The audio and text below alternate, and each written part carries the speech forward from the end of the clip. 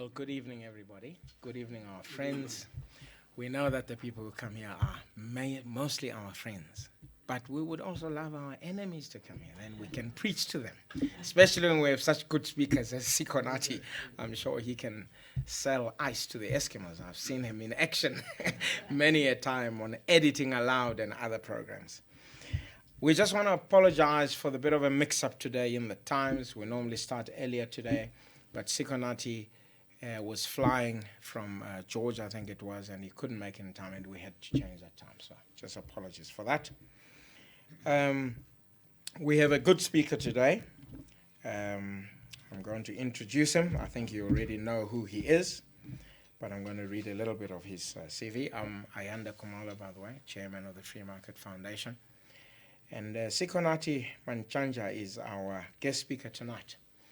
He is the deputy editor, Financial Mail, and writer for Business Day. He's an avid debater. I wouldn't like to go against him. I've seen him in action. And he's a qualified stockbroker. I was quite interested to see that, Sikonathi, and a graduate of the Management Advancement Program at Wits Business School.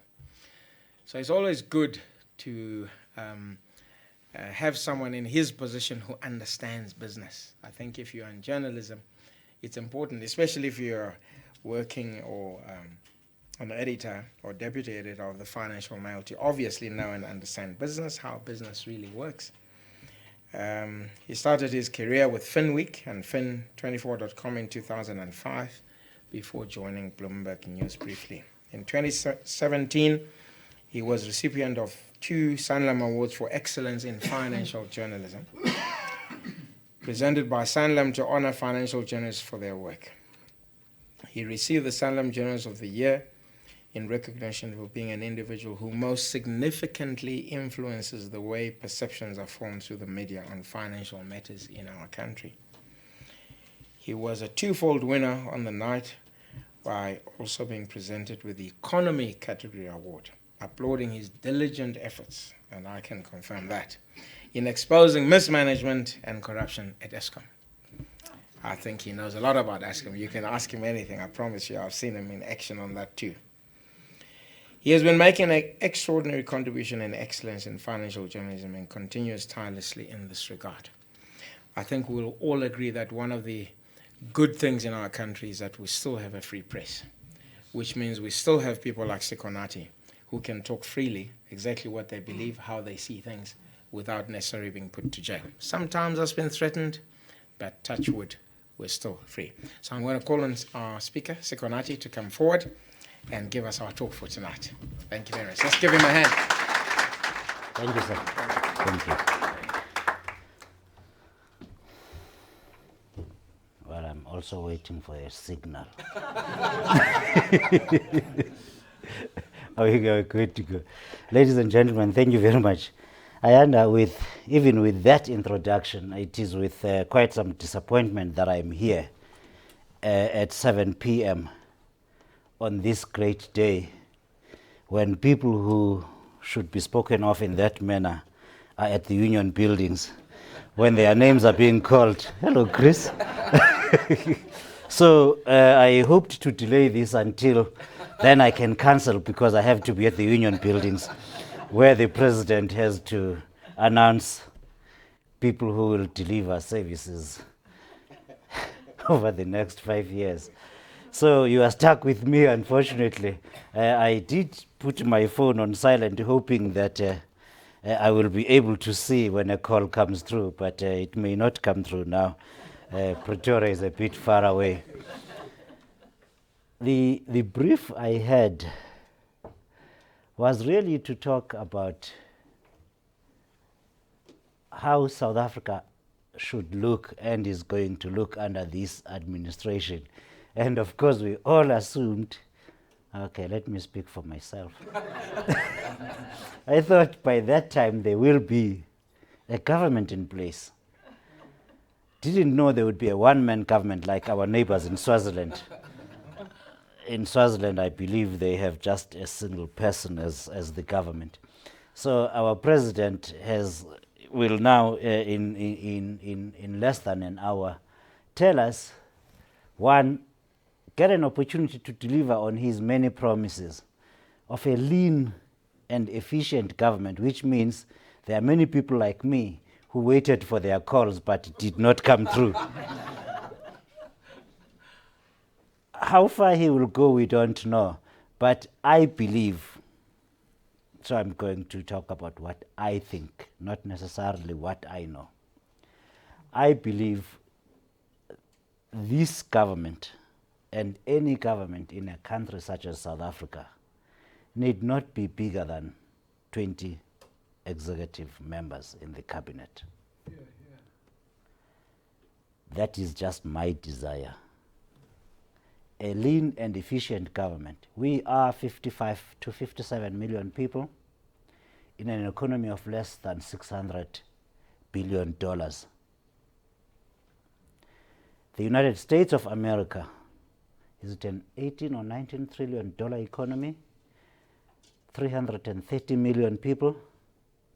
It has got exactly 15 executive members in the cabinet, even under this president.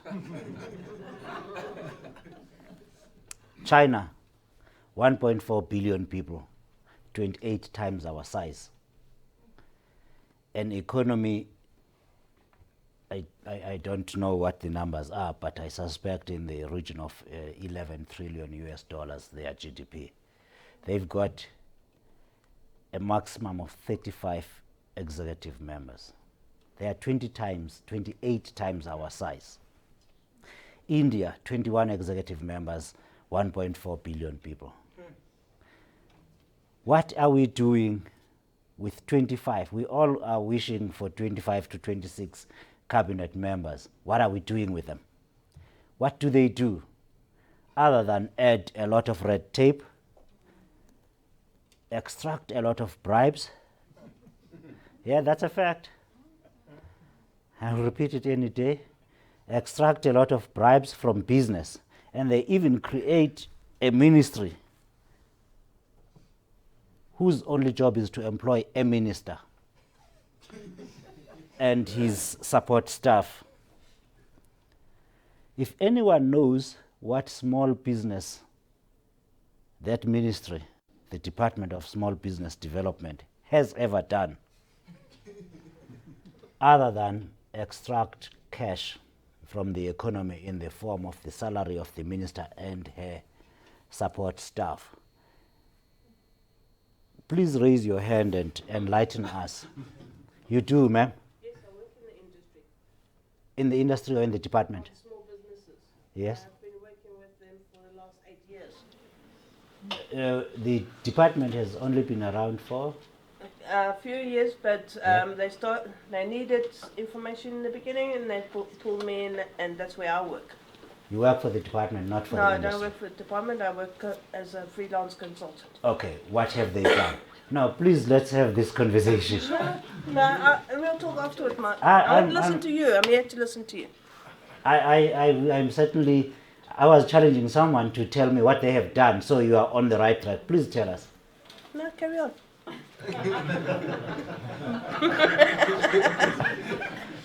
She was just about to inform us, because I possibly am a little more ignorant than I think I am, what the small department, business department, has done. I'll tell you what it has not done. It has done nothing. And we will have this conversation. I'm here the whole night if need be. There is not a single job outside of the government that department has created. If they have managed to pass a law in Parliament, it was not when I was living in this country. What they have done is add more red tape. Yes, the idea is great. You need a department to incubate small businesses, and you need small businesses need help. Bringing in a department, whoever the minister might be, like that, only adds to the red tape that we have had. So here we go, hoping in 50 minutes Cyril Ramaphosa will announce a lean and efficient government. Now, the topic I had proposed for this talk was let entrepreneurship reign. Nelson Mandela spoke 25 years ago and 15 days to this day in front of the union buildings, and amongst other things, he said, let freedom reign. We've been very free politically. Us in this room are even luckier that we've been very free economically to a large extent. Many of our compatriots and countrymen do not have the kind of freedom we have. They're exploited by poverty, by hunger, by unemployment. This government, what it needs to do over the next 5 years is to create an environment that is conducive and liberate the spirit of each and every one of us and those people, so as to liberate from the exploitation. Yes, everybody keeps complaining about exploitation by capital.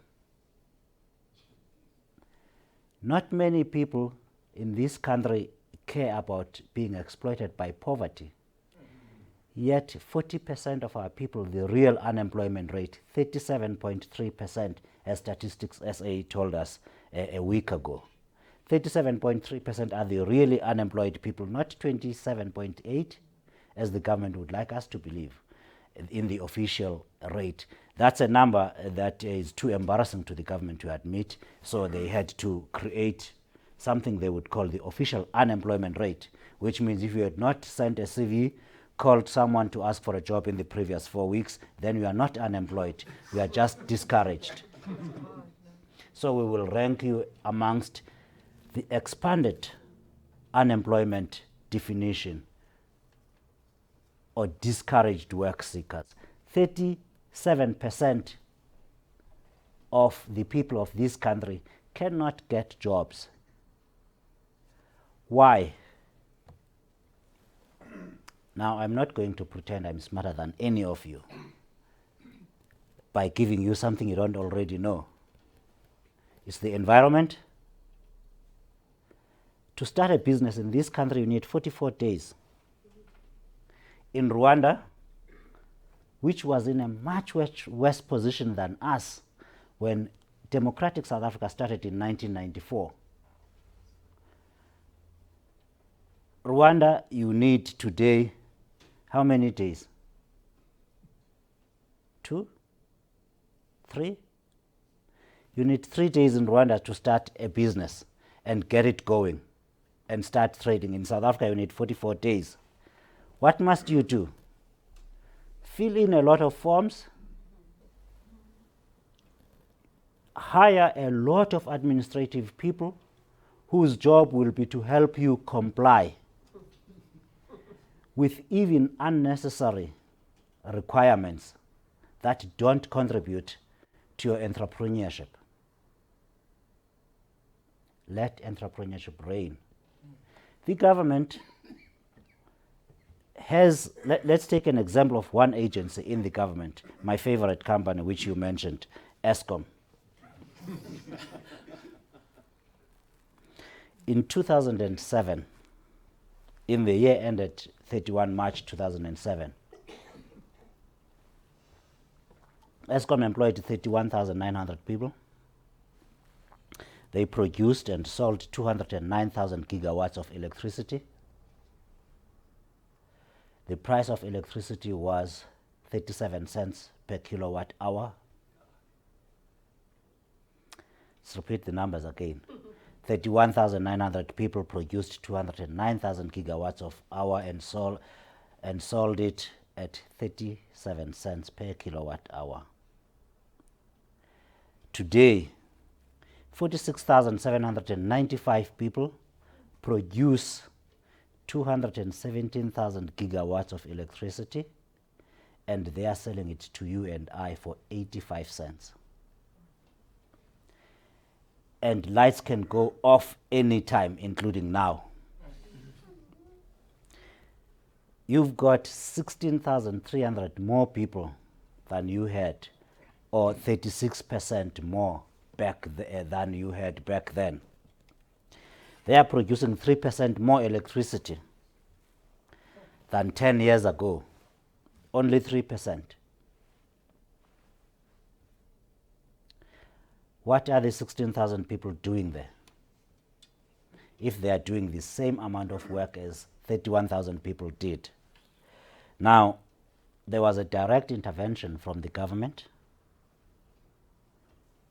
starting in 2009 to say, we will also rate you, management, for creating jobs, for hiring people.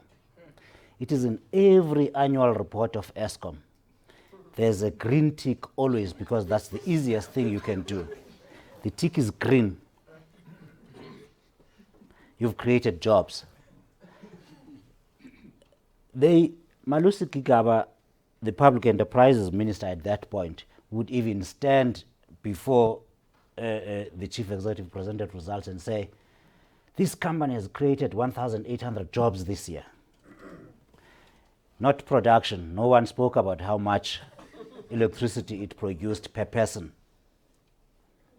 per employee, how much revenue per employee Eskom generated as a result of having 16,300 more people. The least said about South African Airways, the better. The least said about Petro SA, the better. There's a P word that is very hated in our body politic. It's called privatization. Now let's give you an example of a privatization that has been a success in this country. 2 days ago, Telkom said it will pay a dividend of more than 1.5 billion rand to its investors, and a third of that dividend goes straight to the government, because the government owns 39.78%. So that's money coming in as a dividend. This comes after profit of 3.3 billion rand and after tax on that. So the government has received both tax and a dividend, and the people that work there have received and paid taxes on their salaries. This is Telkom. The government owns 39.78% of the company. It's receiving dividends. That is privatization that has still left the government in control, because they are obsessed with control, whether or not they know what they are doing. And I submit they don't, a large part of them. So you had to create a department called Small Business Development, so that you can pay salaries and keep ministers happy and not fire a president. Because you shrink the government, you leave 86 people, a large part of 86 people out of a job, and the president is vulnerable. That's what we are asking Cyril Ramaphosa to do today, and shrink the government, get his comrades out of job, out of work, and make himself vulnerable to that thing called recall. One Thabo Mbeki knows only too well what that was. Let entrepreneurship reign. What would I like to see with this government? Abolish small business development as a ministry in the executive. Merge trade and industry and economic development under one minister. Leave the finance ministry standing alone like that. Set a target in which you will close the Department of Public Enterprises. And that is 5 years, because that department was created for one reason and one reason only: to privatize and streamline and make sure the government becomes efficient. To privatize Transnet, to privatize Airports Company of South Africa, to privatize Eskom, to privatize the post office, to privatize the SABC, to privatize the post office, to privatize air traffic navigation services. That was what the Department of Public Enterprises was created for. Therefore, it also, like small business department, became another layer of red tape, where you entrepreneurs have to again comply with additional requirements and hire more resources to comply with government requirements, which those administrative requirements do not bring any revenue but take away.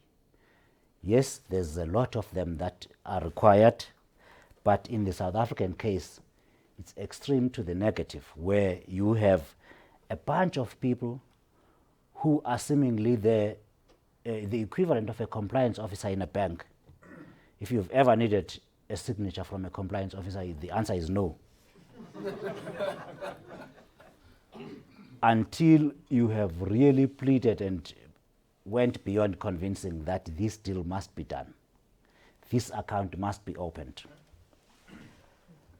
So the president, if I were the president, which fortunately for you I'm not, today I would be saying in 5 years' time, Eskom will not be under the Department of Public Enterprises. There will be a minister that only sets policy for Eskom, and an independent Eskom that reports to no minister, like Telkom does. It reports to no minister today. They only set the policy and the laws and let professional managers chosen by shareholders in that company execute the strategy and deliver reliable and cheap electricity all the time. And you would have an independent system operator that makes sure to buy electricity from whoever produces it cheapest. You then will have an entrepreneur that consumes that electricity to mine coal, to mine everything and anything, and pay competitive prices that you do not have to go to China, you do not have to go to Mozambique. You come and exploit our infrastructure, supplied with reliable electricity and affordable and better than in the developed economies. That's what I would do. And I would shrink the cabinet to 10 ministers. Very radical.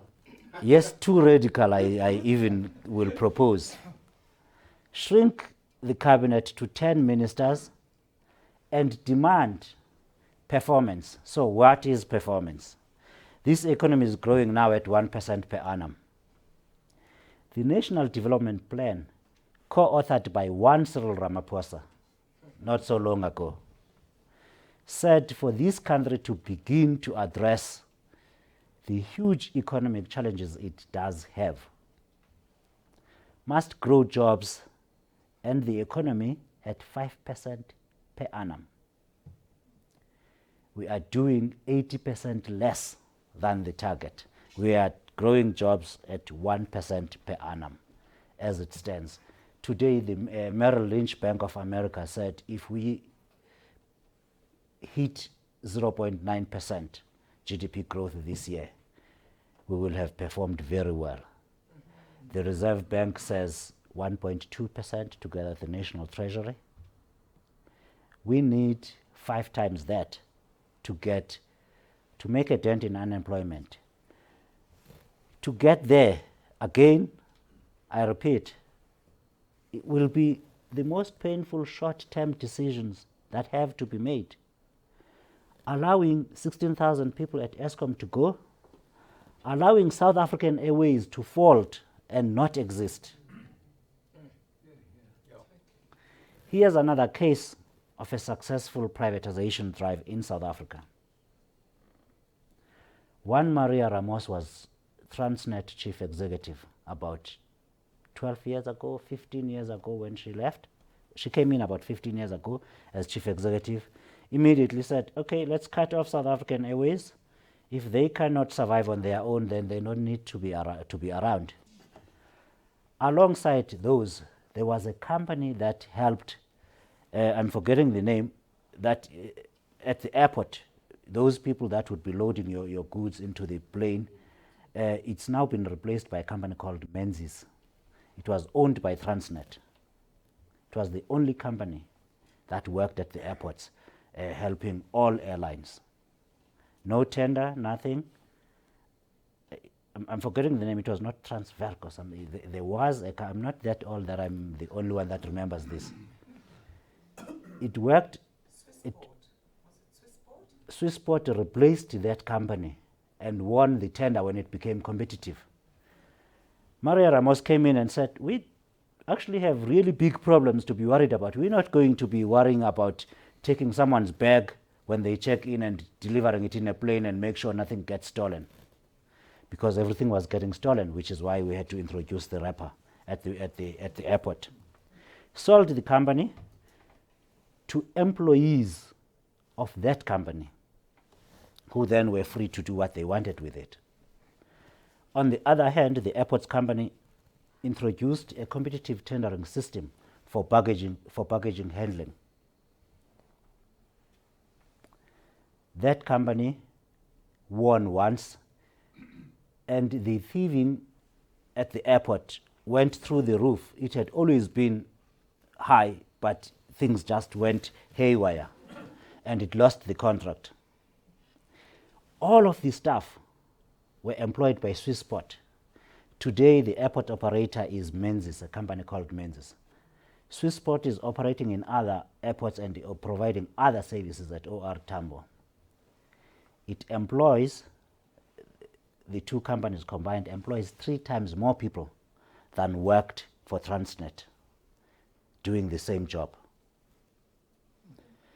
This is a successful case of privatization, in addition to Eskom, which pays dividends. Now, sorry, to Telkom, thank you. I don't know if Eskom knows what a dividend is. If you asked anyone, let's again, at the risk of starting something else, if anyone remembers when last South African Airways ever paid a dividend, to the new and the old government, please show me, remind me what year that was. Competing directly with South African Airways is a company called Comair, started by 2 World War veterans 71 years ago. For 71 years, Comair has been paying tax to the Republic of South Africa. For 71 years, Eskom has been, it's not Eskom, it's Comair. Comair has been making profit every year for 71 years. What does it do? It flies people from one point to the next. What does South African Airways do? Flies people from one point to the next. Investors in Comair for 65 years have been receiving money from the company. Why do we need South African Airways employed by us? Another example of successful private operations. 4 years ago, South African Airways said, I'm not doing the Cape Town-London thing, the route. We're getting out. If anyone wants to fly from Cape Town to London, they must first land in Johannesburg and connect. That was South African Airways, and stopped that part of their operations.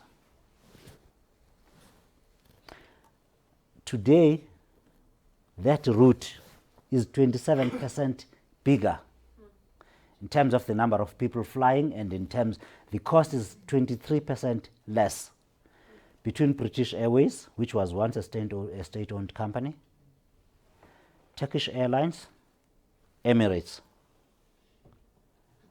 are all operating there, and maybe 2 or 3 other companies. There's more people flying out of Cape Town to London than there were when South African Airways was operating there. The argument that our leaders, which I submit, A lot of them are clueless when it comes to the economy. The argument they make is this company is here to open up avenues and make sure that there will be transportation, and they call it a development company. How are 27% more passengers flying out of Cape Town to London when there's no SAA than when there was SAA, if SAA was not distorting the market? Why is South African Airways the most expensive airline going anywhere, and yet the biggest loss maker?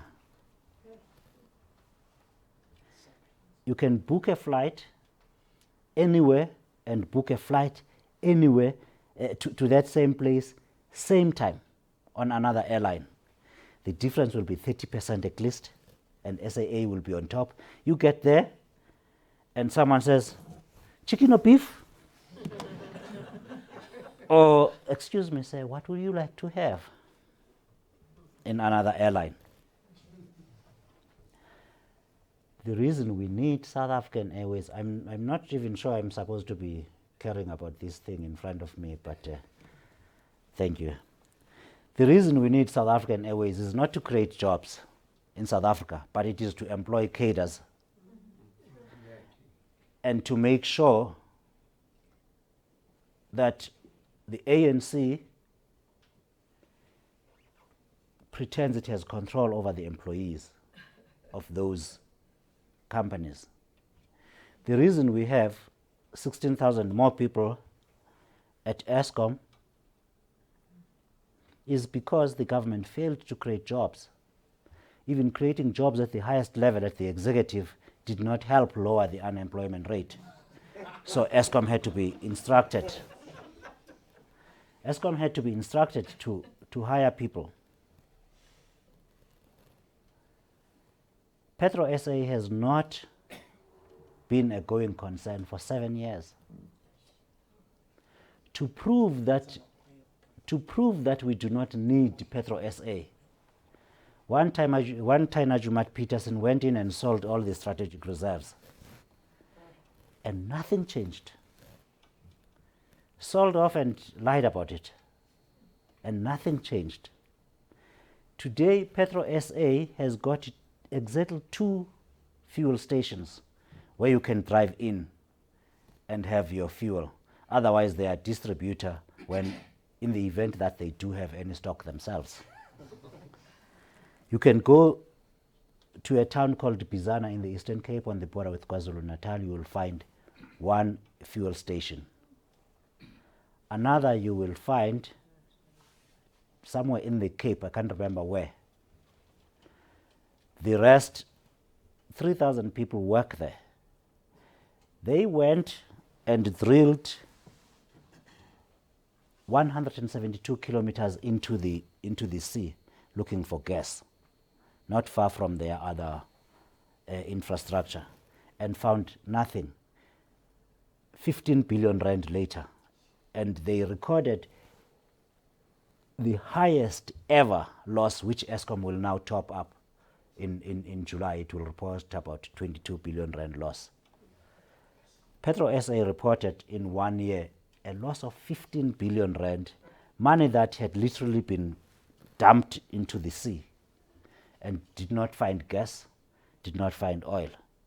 Fast forward 4 years later, a privately owned company called Total goes and finds gas right next door.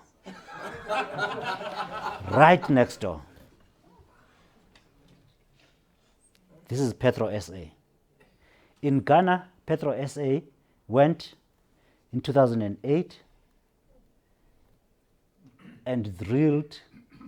After Ghana found oil in some blocks, Ghana has now started producing oil. Petro SA quietly went back 6 billion rand later. Money gone. A lot of the people that used to work there are wealthy beyond their imagination. Now, let's bring it back to our own day. at the Mpati Commission of Inquiry into the Public Investment Corporation, which invests the pensions of public servants. 4 billion rand disappeared into thin air 5 years ago, when the PIC invested in a company now called Erin Energy, headed by a Nigerian American called Kasela Wal, who has a reputation of donating money to politicians, including our own Jacob Zuma. 6 months after he donated R1 million to the Jacob Zuma Foundation, the PIC invested 270 million US dollars in an oil exploration company based in Nigeria, led by a man living in Texas. But to do that, you had to change the mandate of the PIC and say they can invest 5% of their total portfolio in the rest of Africa, so as to justify that kind of investment. Now you will see one little action. That's how state capture happened. One little action, which only with hindsight is connected to the rest that happens. Only when you have the full picture do you know what was happening.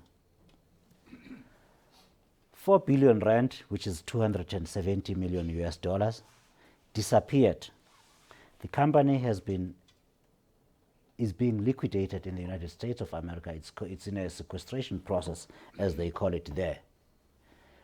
Not once has it produced a drop of oil. Who appoints the chief executive of the PIC? It's the finance minister and the president of the republic. Who appoints the board of the PIC? It's the finance minister and the president of the republic.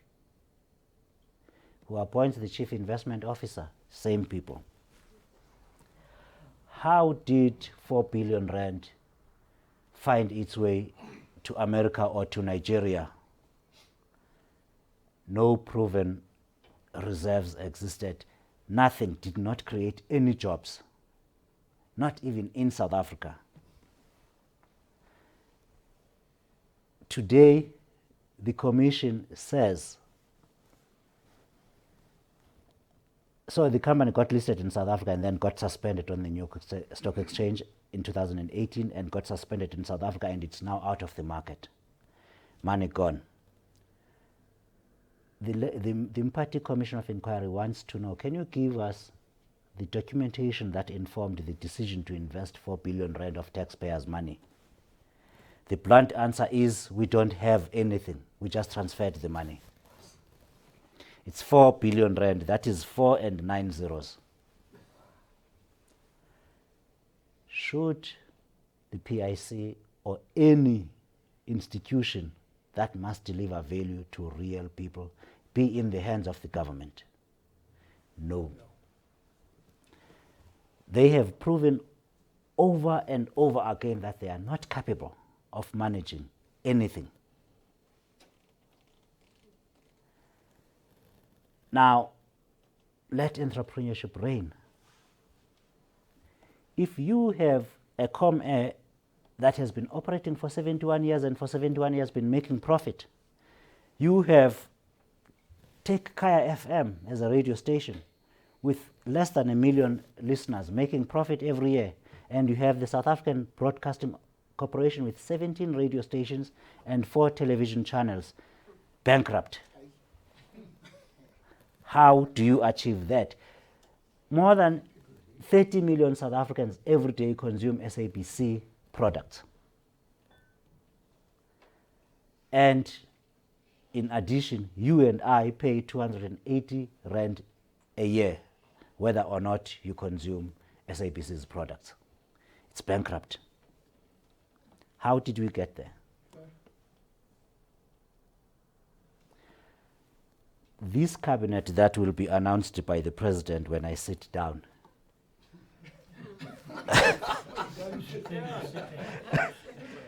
must respond, and at least within the the next 5 years, triple economic growth. We must see at least 3% growth before 2023 if Cyril Ramaphosa, in my own opinion, has succeeded. We must see 3% economic growth. The reforms don't end with reducing the number of ministers.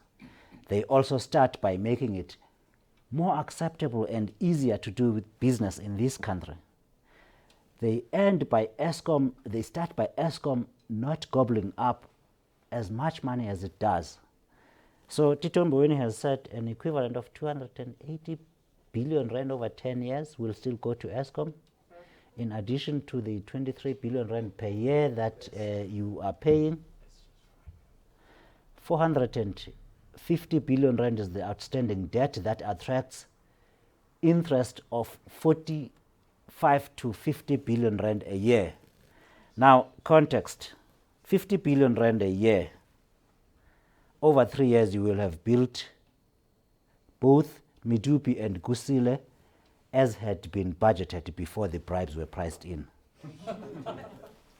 In 2007, on the 9th of August, when they turned the sword at the first power station at Lipalale, or Elisras, they told us the cost would be 70 billion rand.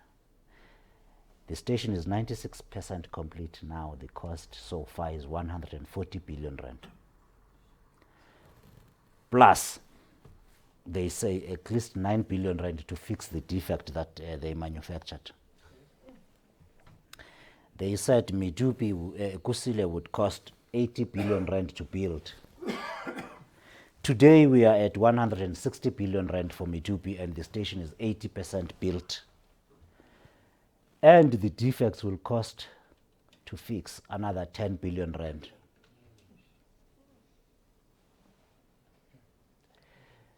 Context matters. In 2007, Eskom had 40,000 megawatts of installed capacity. Today, Eskom has got 43,000 megawatts of installed capacity.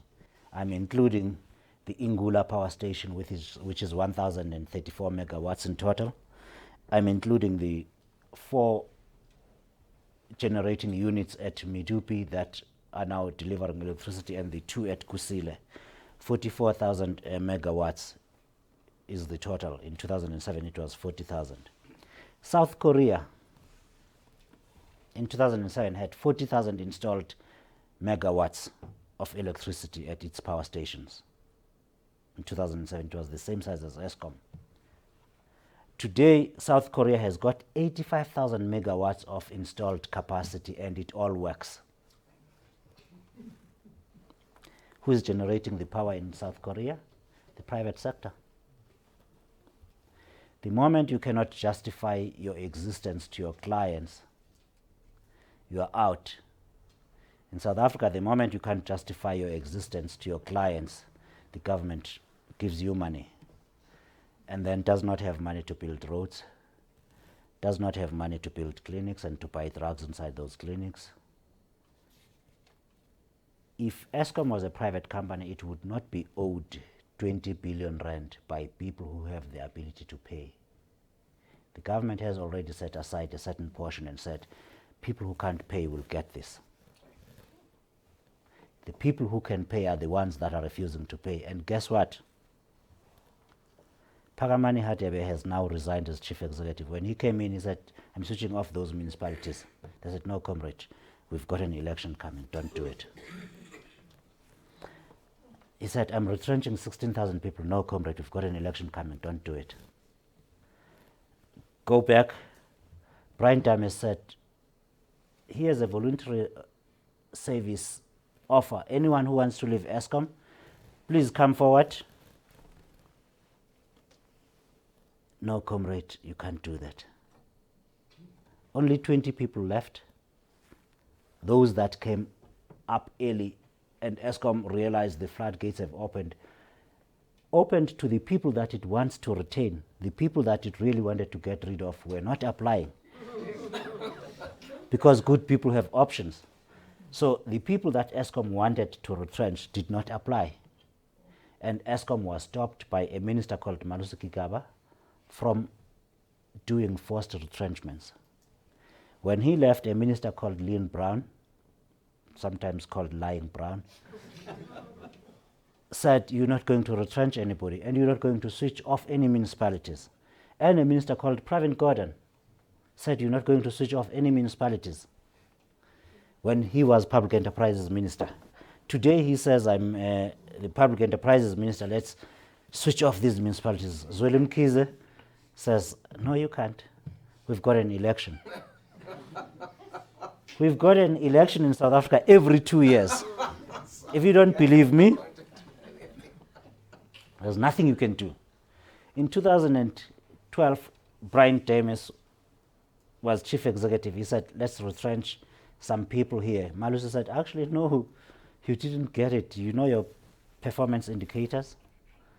Read the annual report of Eskom, the first 30 pages. There's a green tick there for jobs created. There's a target for jobs. There's no target for production.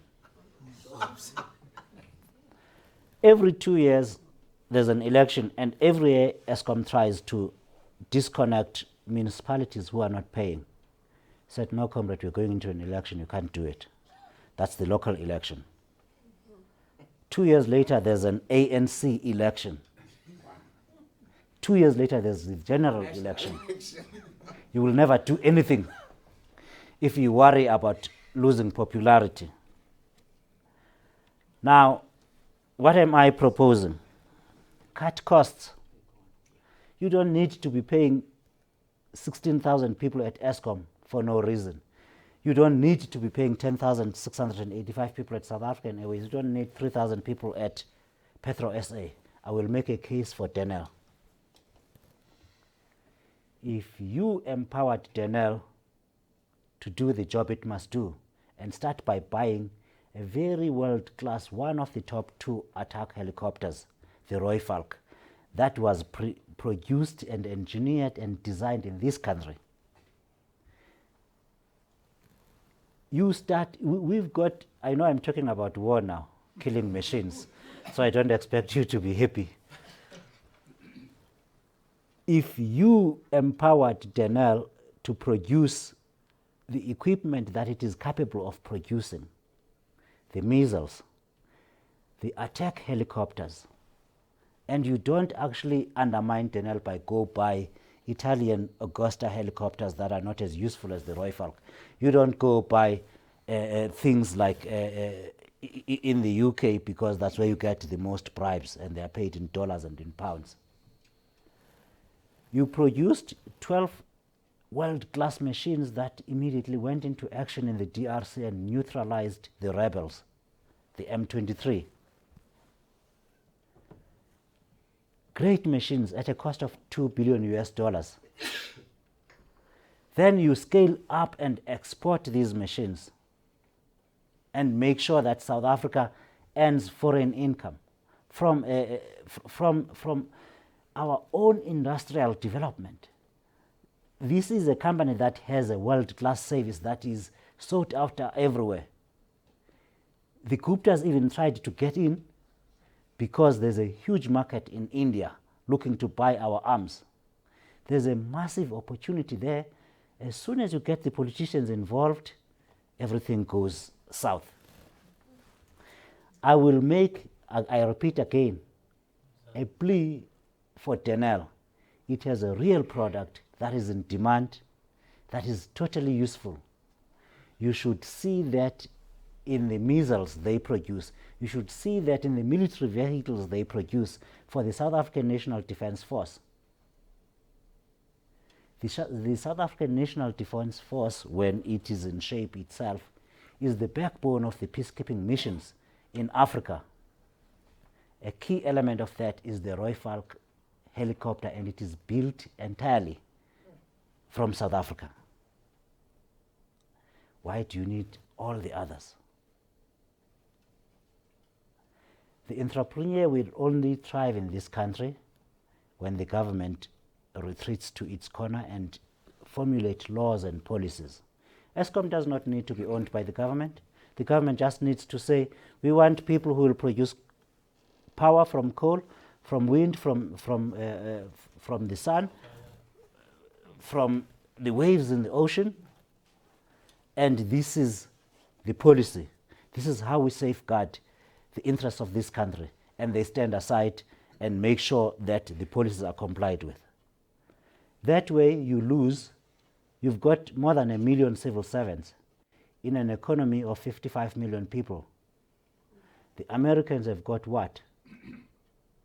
2 million in an economy of 300 million people. Why do we need such a big government to suffocate the private sector and crowd out people who actually pay dividends, taxes, and salaries and really sustain livelihoods? Thank you, ladies and gentlemen.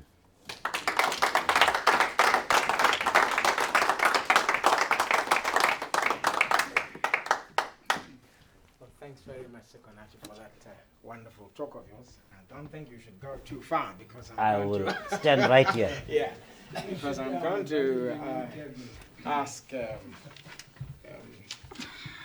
our visitors here whether they would have any questions for Sikonathi. And I'm not sure whether the best is to take a question, each question, and answer it. That would be best. I will forget. I don't have a notebook. You don't have a notebook, yeah. Are there any questions for Sikonathi? Let's there are. give the opportunity to the lady that wanted to tell about small business development. Okay. I'm really interested in what the department has done. Right. My name's Heather Malcolmus. I work as a public person and freelance journalist. And since 2015, I've been covering the small business events, what the government has done for the small business. And we've grown the base of small businesses in all sectors. There's been training of small business entrepreneurs on how to run their businesses. We've improved CRPC, where it now takes 1 day and not 44 days. We've improved. We're now rolling out where hubs, where entrepreneurs can come together and work out. We're rolling those out. And on your export on armaments, we've just sold a Strikecraft, I think it is, to France. Thank you. A strike aircraft to France. No, ship. Oh. Do we build ships that we can sell to France? Yes. Where? In Durban. Oh, I forgot what the company is called, but it's from Durban. I saw it at the show last year. Thank you. Thanks for that information, ma'am. So I've just been disabused of my ignorance. Now you say we. Who is we? You said you're a journalist, am I right? That's correct. We've improved this. Who is we? Who's we? The people that, I don't know, all the other I'm people talking about the that government. I'm trying to get the role of the small business development here. You're trying to get the... Okay, I must admit, as you've said, we never see the minister. Oh. Okay? 90% of the time, I've been put forward to shake hands and whatnot. And you are from an organization outside of the department. I'm from an organization called ZWBDC, Small Web Business Development Company. So there's a risk that this may be a dialogue, so let's leave it. We'll have a conversation because I'm interested to know what exactly has the department done. But if there's any other question, I'm happy. Sir, at the back. There's a gentleman at the back. Sorry, I can't see. Oh, Anyone here?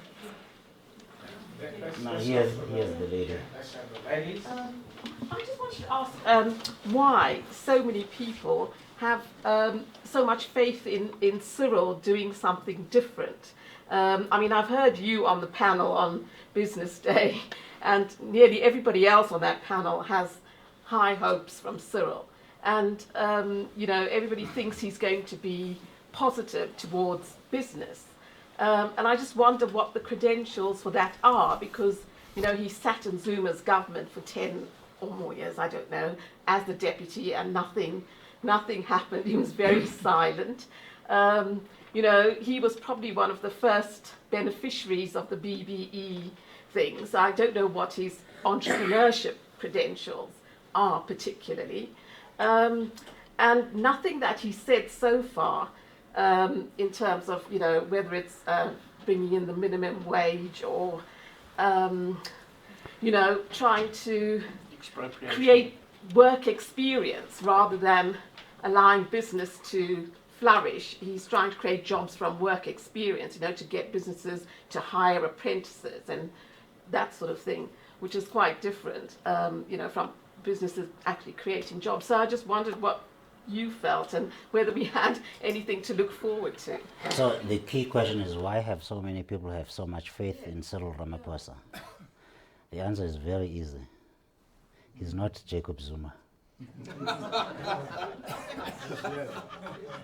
One,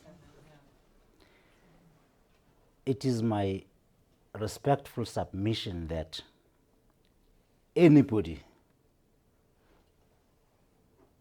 other than Musebenzi Zwane, David Mahlobo, Faith Mutambi, who was the intelligence minister, Bongo. No, Cole is a proper human being. Bongo, anybody other than those people will make a much better president than Jacob Zuma. You can put a dog there. It will do a much better job than Jacob Zuma. So the starting point, why do we think Cyril will be better than Zuma? Because he's not Zuma. One. Two, he's absolutely no entrepreneur. Not at all. He's actually a great beneficiary of BEE. Cyril has not started any businesses that employed people. Yes, he can claim that he has brought McDonald's into this country, which is great. And his businesses now employ about 30,000 people. It's a great positive. Jacob Zuma has never worked a day's paid job. The English now is losing me. He does not know how to go out into the world and compete, even if you say, I would be your best BE partner. He's never had to do that.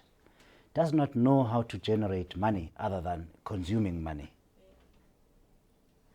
Does not know what it takes to do what all of us here have to do, to compete and survive in business. Even if Cyril's knowledge comes from the people who have given him stakes in their companies, by them telling him what to do over the past 23 years since he left Parliament, what he did get, he has grown. Personally, the man has about 4 farms that are productive and are largely profitable at a personal level. He then has stakes in the companies where he employs people and pays salaries, is responsible for livelihoods. That on its own is a million times better than someone who's never had to go out and look for a job and convince an employer that I'll be the best possible employee, and then work to keep that job. Zuma has never had that problem. You may argue it was not his fault, indeed it wasn't. The fact of the matter is he does not have that experience. The only thing he knows about money is when it comes in his direction. Does not know you have to produce a service and sell goods. So you have, in addition to that, you have someone whose heart is in the right place. This is a person who wants to make this country a winner versus someone who wanted to make the Guptas a winner. That's the key difference.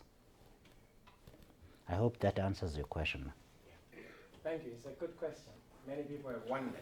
Let's take the ladies first. Yes, ma'am. My name is Veronica. I'm an informal trader. I am so concerned about our country, especially our border post. I've never heard about government complaints of the influx in the country. We people on the ground, I believe we see everything that is happening from bottom to top. Because we're always on the streets, we see all the good and the bad that are happening around our country. And when we complain, it's more like our government treating us like we are on the ground, we don't know nothing, we don't understand things, even the other law of the country. But the way I see things, in the other country, you will never jump their constitution and do as you wish when you arrive there or when you visit their country. But in South Africa, it's like every Tom, Dick, and Harry come into the country, do as they wish, and our government is keeping quiet, and the economy of South Africa is going down the drain. Today, when you look around in Joburg, inner city, it's no longer the city anymore. It's just a filthy place. And when you look at who is around in the city, it's our own children. And I'm concerned about our country. In 10 years to come, when these leaders, like you said, I've been listening to you, you've been through so many steps of life, you understand so many things. Our kids don't know what you know. Tell me tomorrow when you know more, who will stand up there and deliver what is good for the South Africans? Because today, I don't see any leaders of tomorrow from our kids. We're still gonna have our grandchildren. Right now, I have a grandchildren, he's only 7. When he reached my age, 55 years, how will South Africa be? What is he going to learn in South Africa? What a good story will he ever tell about South Africa? And we're still going to have the great-grandchildren. And those, what will they know about South Africa? You started your question, ma'am, by talking about the borders, am I correct? There's a man called Herman Mashaba who is in charge of that filthy city. Each time he says illegal immigrants, he never says immigrants. He says illegal immigrants. People accuse him of being xenophobic. He's never spoken about immigrants. He's only ever spoken about illegal immigrants. In a lawless society that we have become, people say that is xenophobic.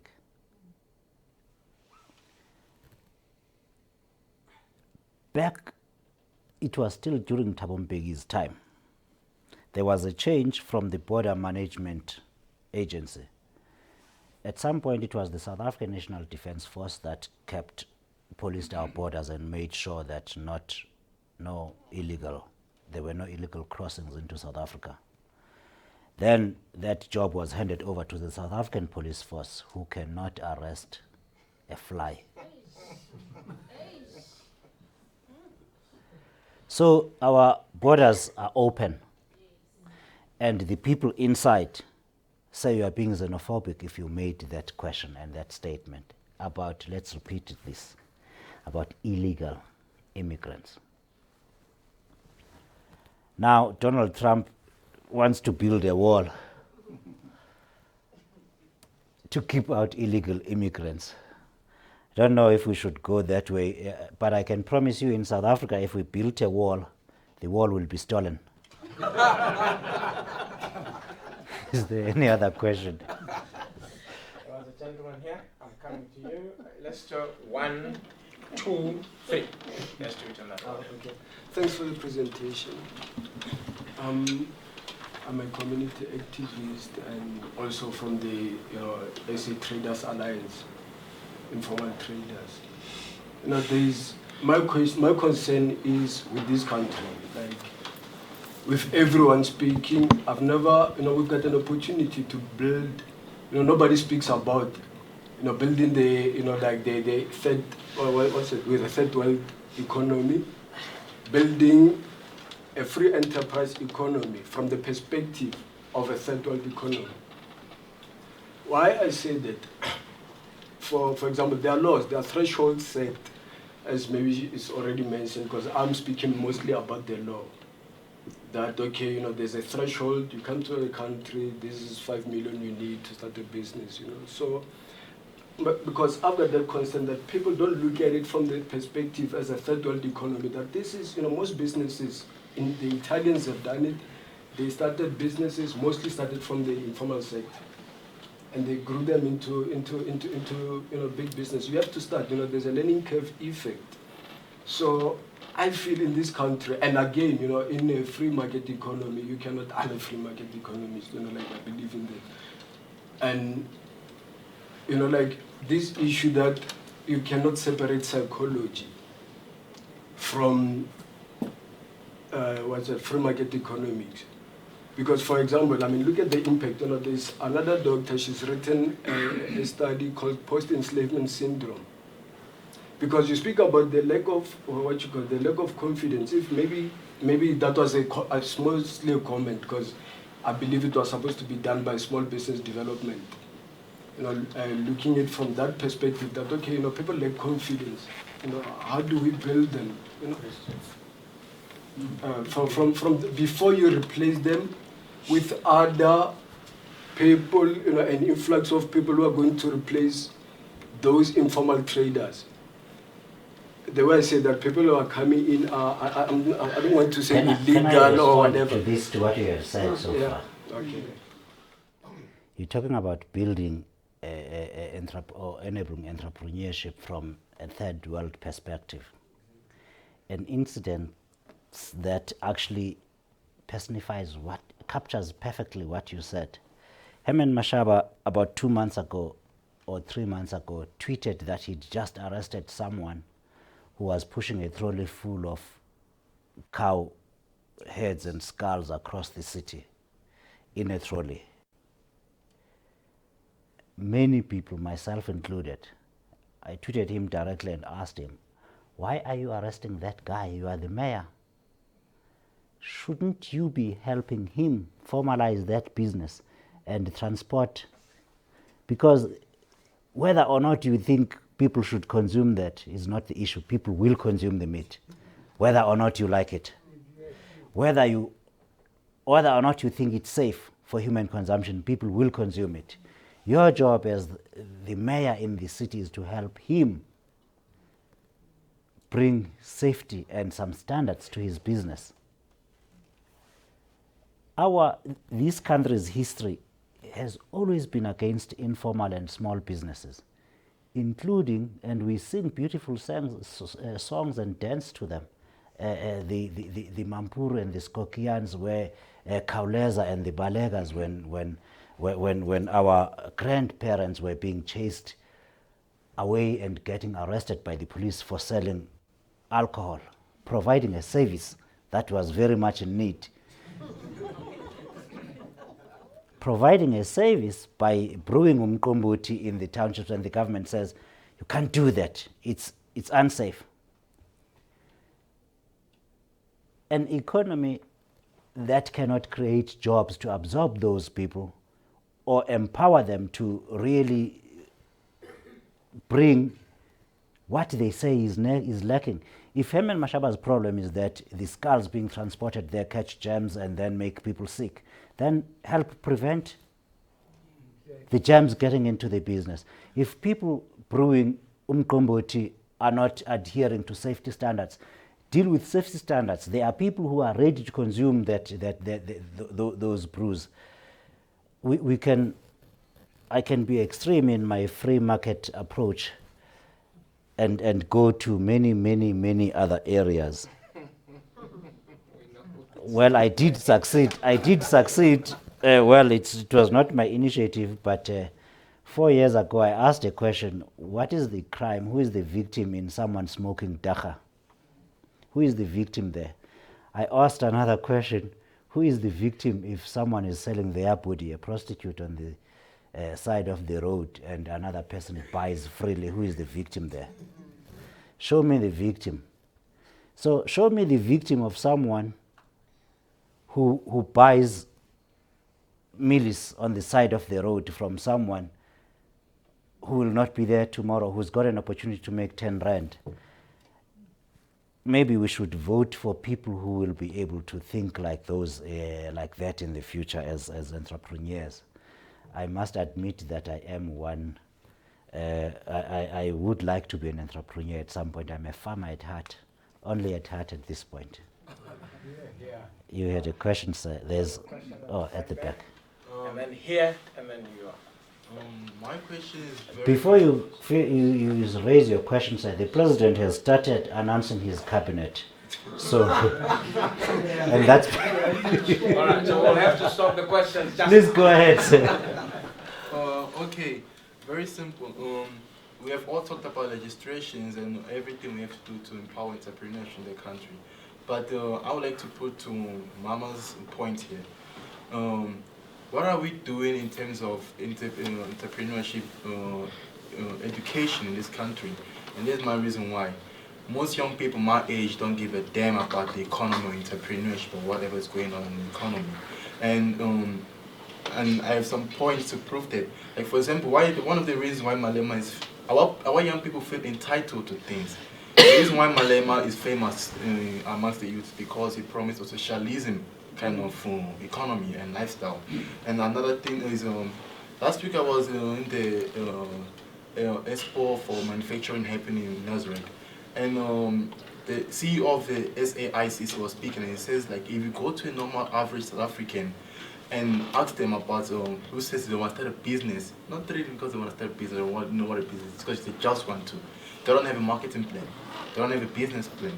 They don't have a strategic plan. They don't know what a business is all about. They just want to do that. And it's time we have to educate them because they don't know. People come from background where they don't know all of this. I'm a Nigerian by birth. In Nigeria, even people are not educated. They go to apprenticeship to be taught how to run businesses. And that's why it's majority of Nigerians are running businesses. It's natural. And in a country like this, we have to grow really by 5% economic growth. We have to stop having a 76 IQ level and grow our people in terms of business. Even in other fields, we need them, but in this field as well. So what's your take on that, on how can we help change that? I've got good news and bad news for you, sir. Which one do you want first? The bad news is Nigeria has got the second highest number of people living in poverty after India. And that has gotten worse over the last 9 years than it was. That's the bad news. The good news is Nigerians are not sitting on their hands waiting for free houses, for free anything. They go out there and work. Despite all the odds, if we could adopt that attitude. In South Africa, you can't blame young people and people for sitting back and waiting to be given things. Because for a generation now, generation is 20 years, Nelson Mandela started it and said, we'll give you free houses. That has been the biggest campaign promise, whether or not it's been delivered to the extent that it could be. For 25 years now, the main promise, if you want a government, elect me, I will give you things for free. In Nigeria, people build their own houses. In the best economies, and I don't mean the biggest economies, I mean the best economies in the world, people get up and do it themselves. In South Africa, we promise to give them things for free. Now, you mentioned Julius Malema. He is actually taking it a step further, promising people that I will rob the rich to give to the poor.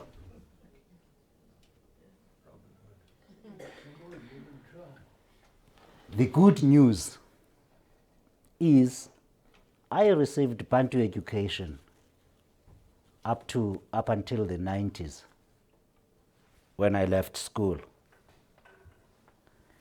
Even though Bantu education was better than the system now being taught to my own children.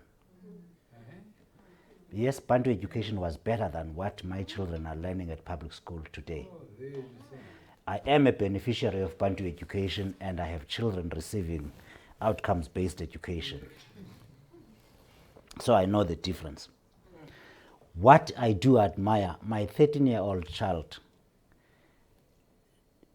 the other day told me about assets and liabilities. And I asked her, what on earth is that? How do you know?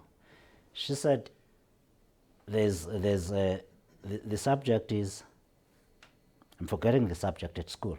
They are being taught. Economics. It's not called economics. It's called business studies. Life orientation. Thank you. I only did Xhosa English and some other things. Life orientation. They teach them about income and expenditure. This is a public school. So we had a long discussion about debt. She understands what that is. At her age, I didn't know what that was. So there is some level of economic education coming in through the public system, and that is to be admired. That is the good news. You had your head, Pumlan. Okay, so I want to ask you, if you were President Cyril Ramaphosa right now, right? You are coming out of a divided ANC that is still factional. You have communists, the SA Communist Party. You have COSATU, the far left sort of affiliates of the ANC that have been the tripartite alliance that does exist. How do you, and you want to do things the way you've just been laying out here. You want to go privatization of Eskom, SAA, liberalize the market, deregulate and all that. How do you do it with all the forces, the political and the unions that will definitely push back? It's not very difficult, Pumlani. We have something called the taxi recapitalization program. Taxi recapitalization program, where they took all the old minibuses and squashed them and killed them, and took the owners and gave them shares in the bus rapid transport system, and took the drivers and trained them to drive the buses. Nobody lost income in that way. If you can show the people what's in it for them, if you can show them the benefit. The gentleman at the back spoke about economic training. When people say, yeah, you want to bring in capital, because capital has been made to be such a dirty word. That's a function of our history, where we come from. It's a function of our liberation struggle. The countries that supported South Africa's liberation struggle were the communists and the socialists. The capitalists were chasing profit. They were looking at our gold and everything. So we moved towards the communists and the socialists and ignored that Cuba was actually a state on welfare, receiving from Russia in order to survive. Receiving basics such as sugar. Before the 1959 revolution, Cuba was the biggest producer of sugar in the world. It's a tiny country of now about 11, 15 million people. Tiny island. It was the biggest producer of sugar in the world. Communism came and said, we, the government, will be in charge of this. Within 5 years, they were importing sugar from the Soviet Union. But they took the little they had and shared with with people like us, with our liberation movements, and supported. So capitalism with its short-termism shot itself in the back. It shot itself in both feet when it comes to Africa, supporting liberation movements, and drove Africans into the arms of the Soviet Union and the Chinese and other communists, which made anyone searching for profit to be dirty. How would I do it? You have to show people that, listen, if we privatized SAA, the market will grow. You guys are the only people with experience in running an airline, in flying aeroplanes. You will be getting jobs everywhere. There will be 3 times at the airport handling facilities. The market will go 3 times. There will be more jobs and higher paying jobs for you. There has to be something in it for everybody. That's the only way. And Cyril has been quite good in the many things he has done and achieved by tackling one problem at a time and never putting a foot wrong. Today, he's got the most independent prosecutor,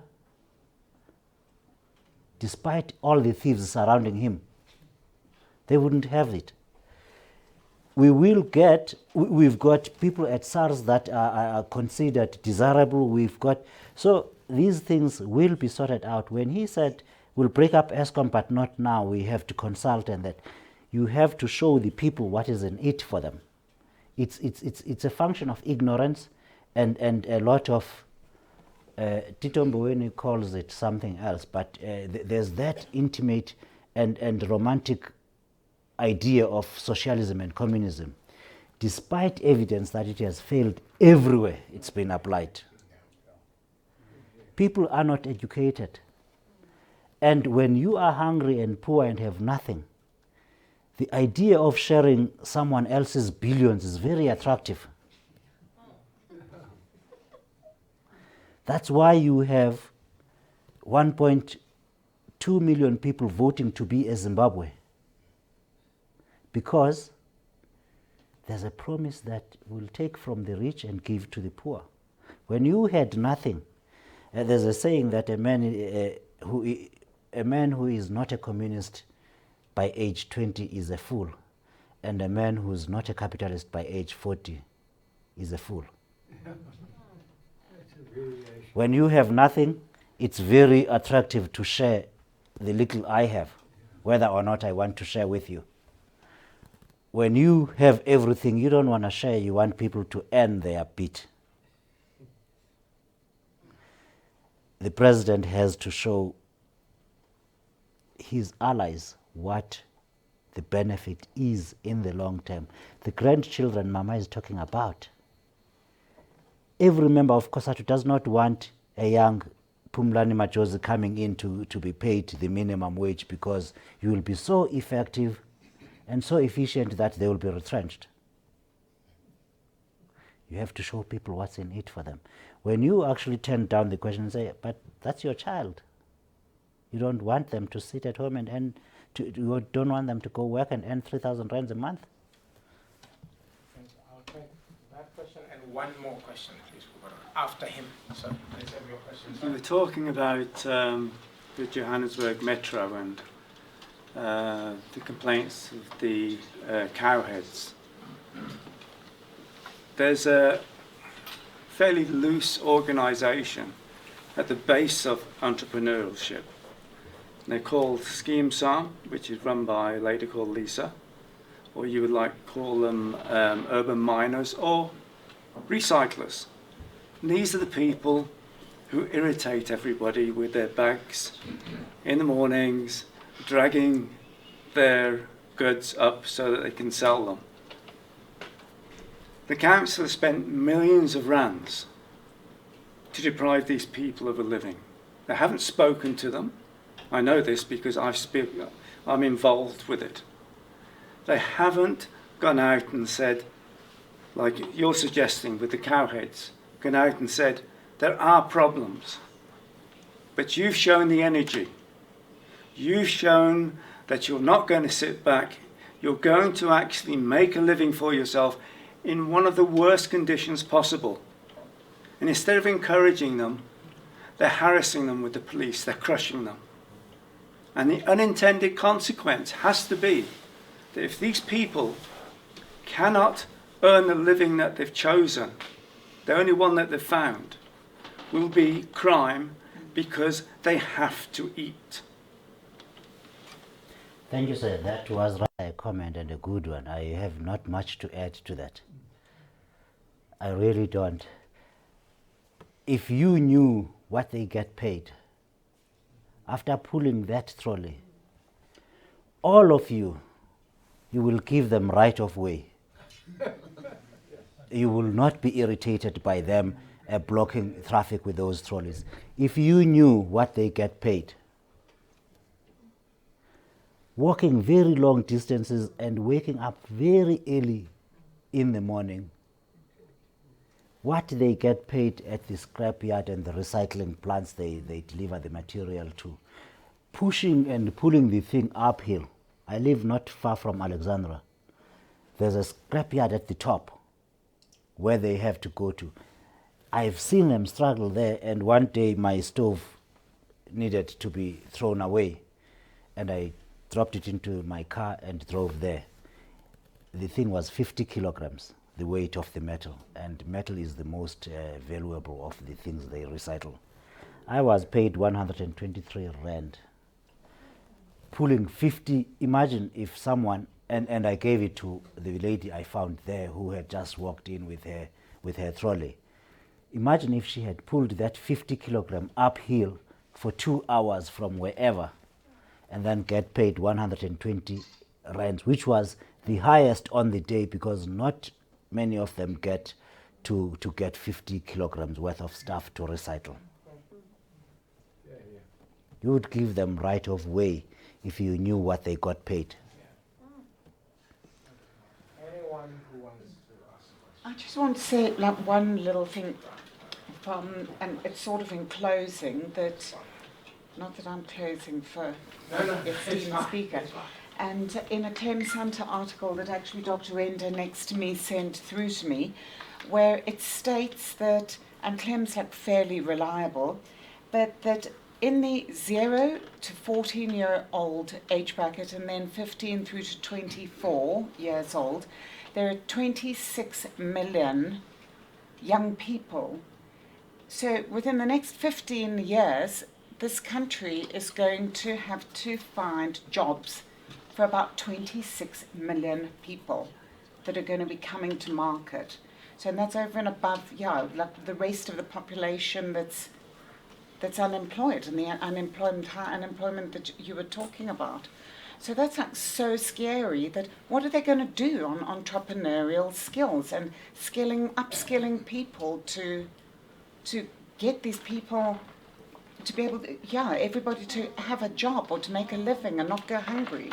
Not that everybody's got to be, on Cyril or the Oppenheimer level. It's just quite terrifying to think, what are people going to do? So those are like, it's just such a scary number to me to listen about 26 million people. We've got to find something to do in 15 years' time. I have no words, man. I know. I have no words. I'm happy to go sit down, sir. Sikonathi, we will only allow you to sit down once we've given you a gift here. But I think we need to just give a hand to Sikonathi. I'm fascinated, Sikonathi, just by the stats that you keep in your head that you just dish out, which I really think is wonderful. And I wish more people would give you the opportunity to just go and have the speech that you say just here, because I think it's very moving and very telling of where we're going and that we've got to fix things up. I've got a little gift here for you. It's a book called South Africa, the Solution. One of the authors is sitting right there. I think they were nominees for the Nobel Prize. It has been signed. Good question. It has been signed, but it has a lot of relevant information even today. But it was written in what year? Yeah? 86. 86. Sort of talking about where South Africa should go. And I think a lot of what you said, you will certainly also find here. But we'd like to give it as a hardcover book. It's a very special one signed by the authors. Thank you very much. Thank you, sir.